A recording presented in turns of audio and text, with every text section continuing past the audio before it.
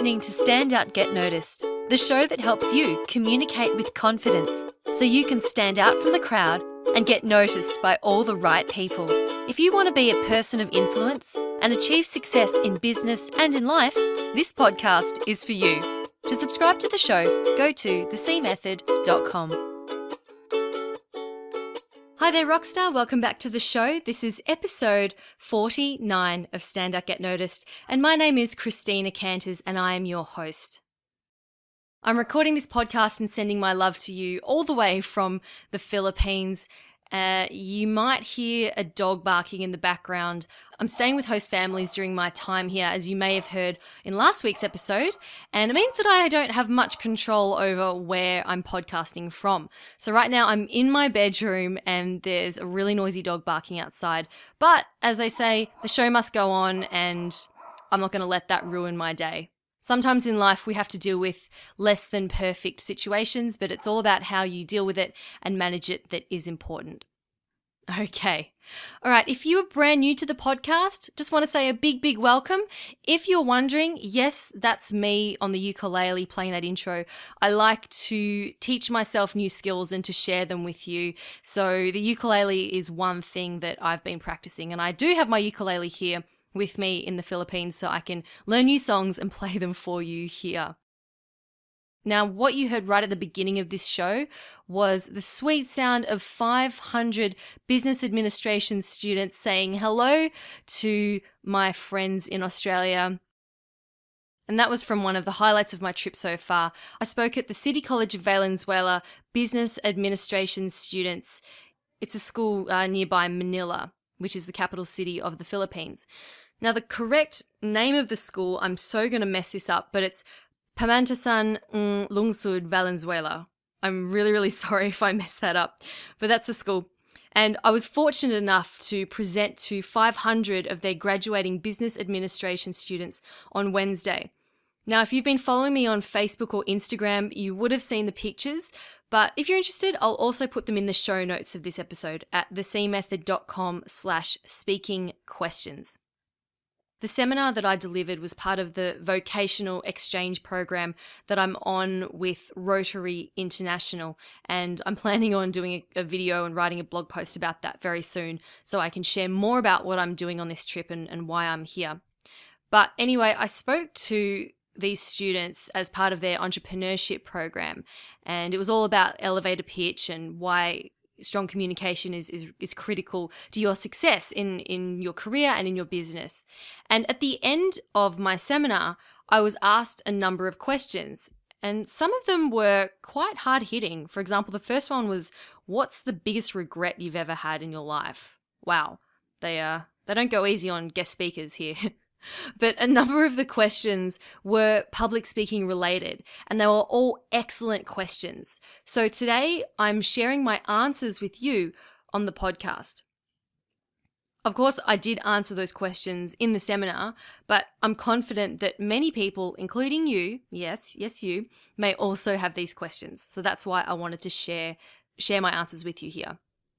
Before I do that, a quick shout out to podcast listener Simon from the UK, who now lives in New Zealand, for sending me a lovely email to say that he's really enjoying the podcast. He wrote to say, just wanted to let you know that I've been listening to your podcast since episode 1. I enjoy listening to your happy, bubbly voice and contagious laugh. Oh, thanks, Simon. He says, I'm now on episode 16, where you were busking in the street and I thought it was great. Keep up the good work, 10 out of 10 podcast. Thank you so much, Simon. I really appreciate it. It's emails like yours that give me motivation to keep going and to keep producing the show every single week. It just makes it all worth it. So thank you so much, Simon, and I hope you continue to enjoy the show. All right, so are you ready to have your public speaking questions answered? Let's go.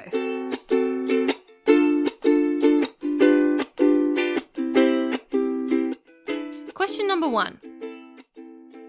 What do I do when I have a mental blank? I know this affects a lot of people. What if I have a mental blank? It scares me too when I'm at Toastmasters. I always like to have notes there just in case I do have a mental blank. But I've got a few tips here for you that will help you when you do have a mental blank and also to prevent them in the first place. So firstly, to prevent having a mental blank, a really good recommendation is to structure your presentation. So make sure that you want to make, say, 3 points in your speech or your presentation and stick to that. So when you have a very clear introduction, main body with 3 points or 5 points or whatever, and then a conclusion, it's easy to keep track of where you're at. Okay, so you don't have that blank of, oh my gosh, where am I? What was I going to say next?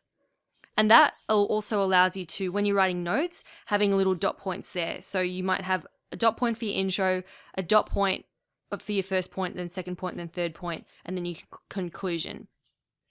And these serve to just prompt you as you go. And the same happens with your PowerPoint presentation.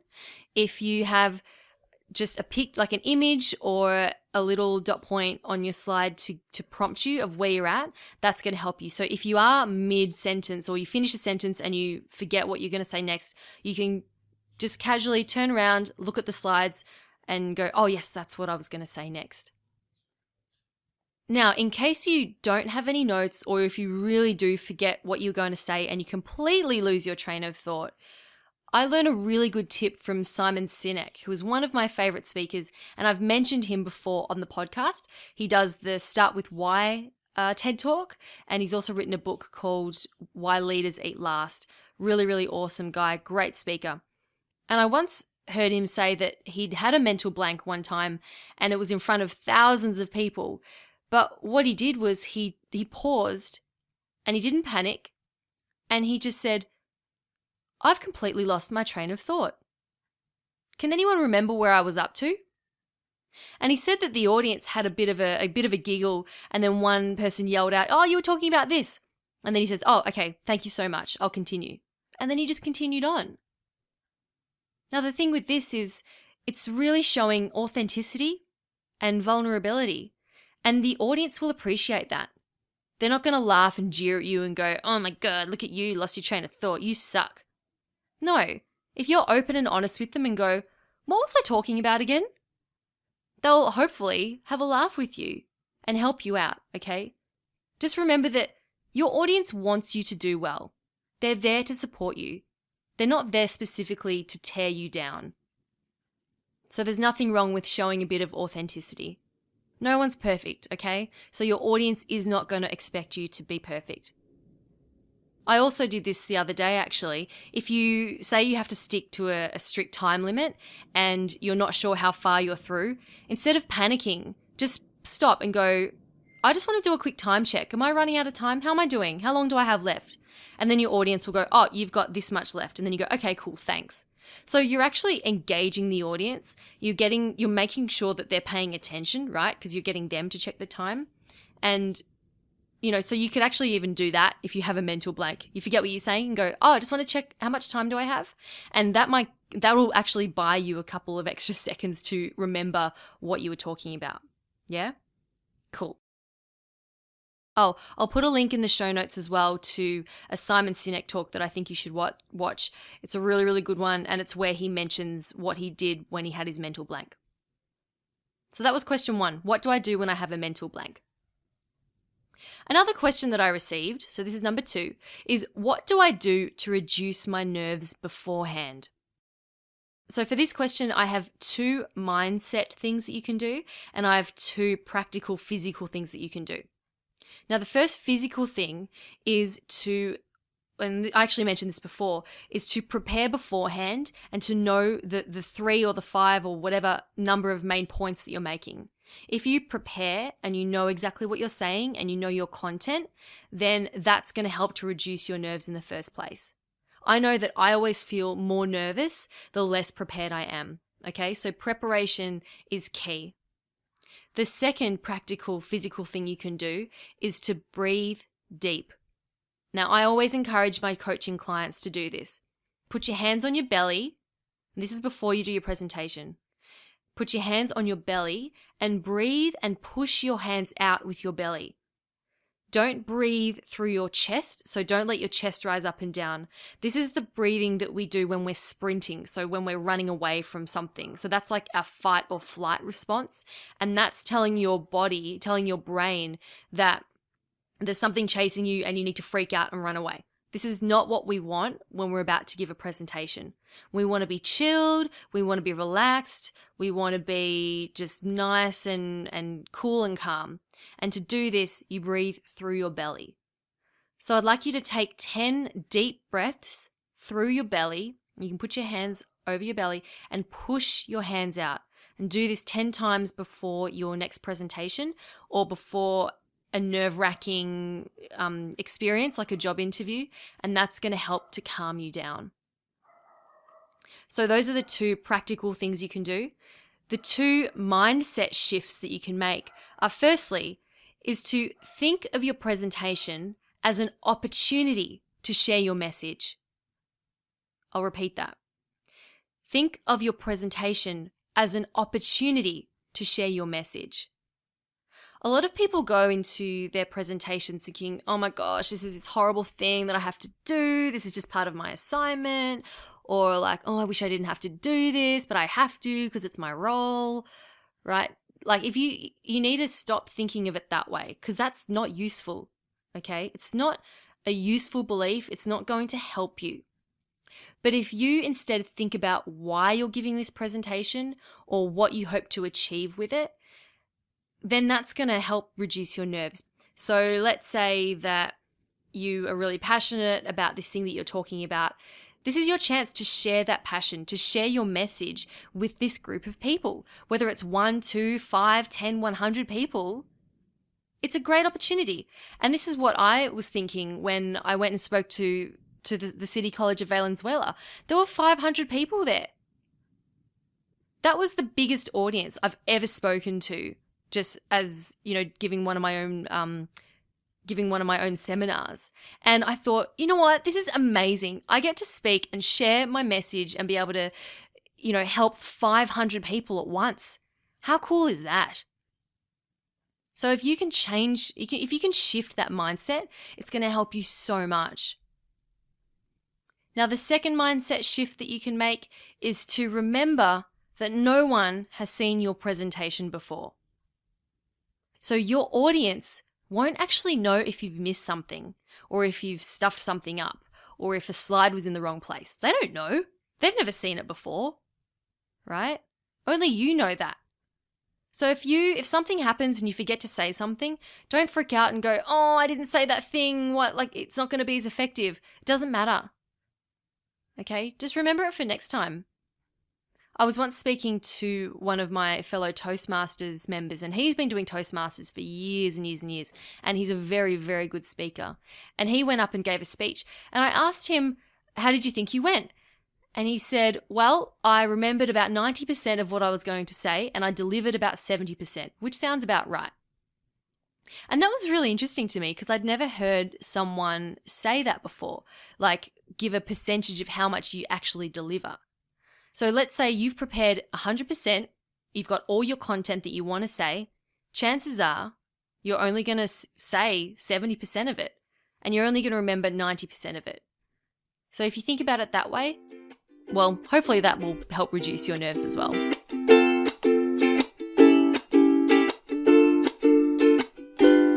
Okay, question number 3.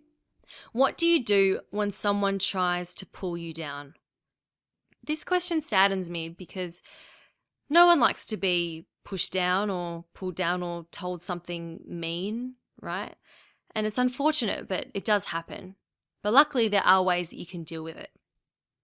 Firstly, I want you to remember that it's not about you, it's about them, all right? Whatever they're saying, it has nothing to do with you, but it's something to do with them. Something is going on with them, all right? Maybe they've had a bad day, maybe they're stressed, maybe they spilt coffee on themselves that morning, maybe they had a fight with their partner, okay? Something's stressing them out and they're taking it out on you, or maybe they're jealous of you, okay? So what you can do is put yourself in their shoes and sympathize with them. You can even ask them if they're okay. Instead of getting angry back at them, say, "Is everything all right?" Remember that no one can actually make you feel angry or sad or offended. All right? You choose how you feel. So whatever someone says to you, you can choose to get angry. You can choose to ignore it. You can choose to sympathize with them. You can choose to feel accepting that they're having a bad day. I actually did a podcast episode about handling negative emotions. I'll put that link in the show notes so you can have a listen to that. And show notes are at thecmethod.com/speakingquestions. Alrighty, moving on to question number 4. How do you deal with a disruptive audience? Sometimes when you're speaking, the crowd can be a bit restless, and then, they might look at their phones or they might start talking to each other, and they may not necessarily be calling out mean things to you, but they're just generally not paying attention to you. And that can be really unnerving and could put you off what you're saying. So I understand why this question was asked.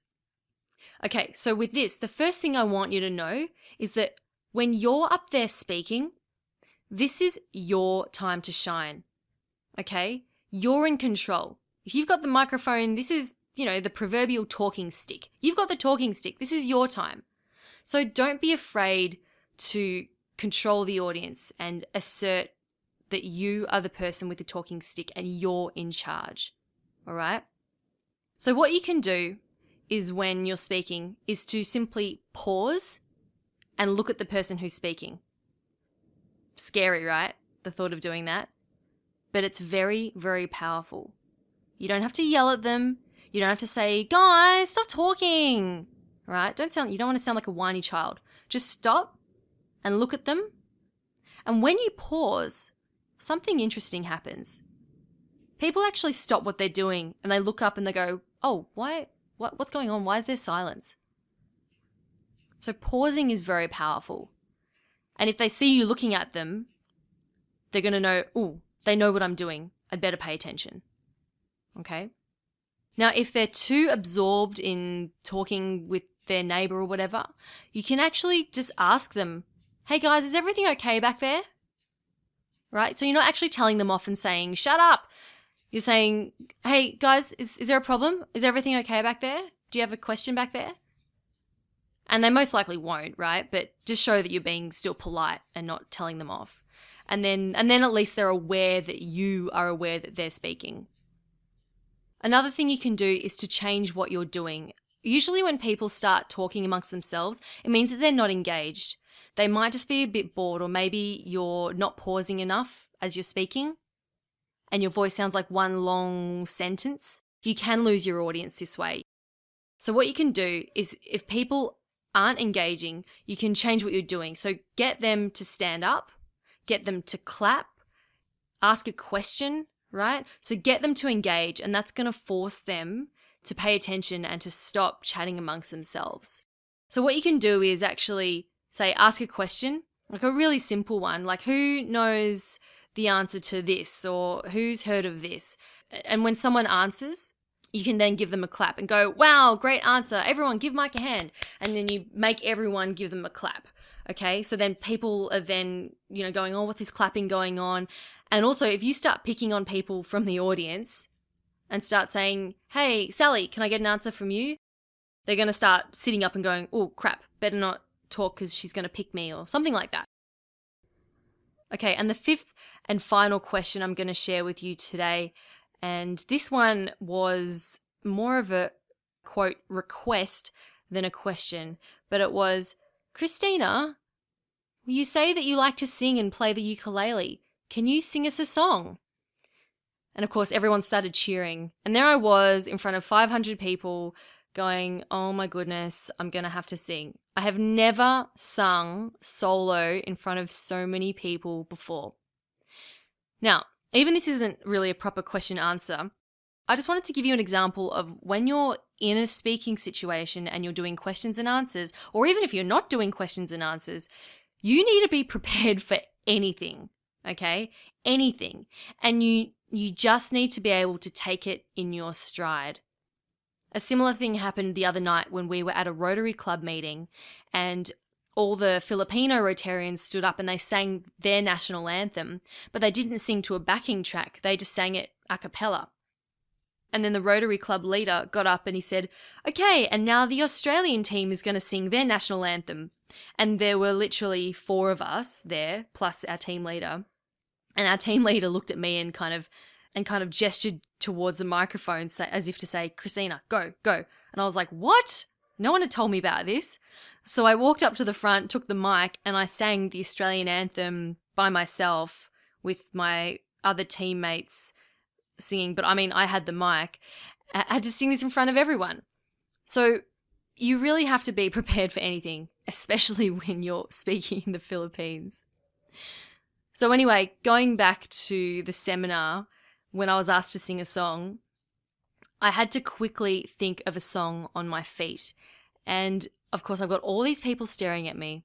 And it's funny when you're asked to, say, pick from anything, right? Sing any song, choose any food you like, go to visit any place. It's really hard to actually make that decision because you have so many choices. And sometimes it can be paralyzing, right? When you have too many choices, too many options. This happens to me all the time when I go to a salad bar. Too many options. So in this situation, you just have to pick something. It doesn't really matter what, just pick something and stick to it. And when I was racking my brains of what song I could possibly choose, the first thing that came to mind was, okay, maybe Australian song. And then I thought one that's not too cheesy. And then I thought, I Still Call Australia Home. Okay, I love that song. So I sang the first verse of I Still Call Australia Home, and I think I did all right. So, moral of the story is, when you're speaking, be prepared for anything to happen. And when it does, don't panic.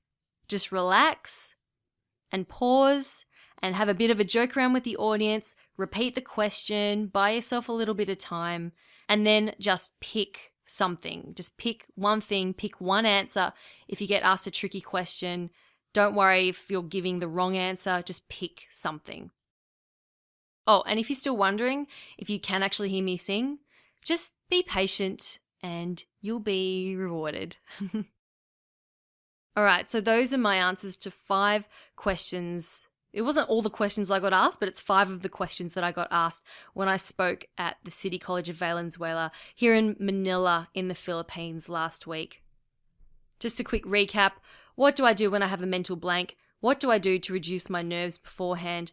What do you do when someone tries to pull you down? And what do you do with a disruptive audience? Oh, and also number 5, can you sing us a song? AKA, how do you be prepared for anything? If you want to access those links that I talked about, I'll pop them in the show notes at thecmethod.com/speakingquestions. Thanks again to the City College of Valenzuela for having me speak. Ms. Velena for organising it on the day, thank you so much. And also to students G and Rona for showing me around the school and being my personal bodyguards for the day, thank you so much. And finally, to the students who participated, you were amazing. You were such a great audience. Well done on getting involved, having fun and laughing at my jokes. I know a number of you have already signed up for my free 21-day confidence building course. So if you want to be a better, more confident speaker, go up and sign up now at thecmethod.com. Mahal ko kayong lahat. This means I love you all. Alrighty, thank you so much for listening. This has been episode 49 of the Standout Get Noticed podcast. I'll see you next week for another episode. Keep on being awesome. My name's Christina Canters, and this has been Standout Get Noticed. I've been to cities that never closed down, from New York to Rio and old London town. But no matter how far or how wide I roam, I still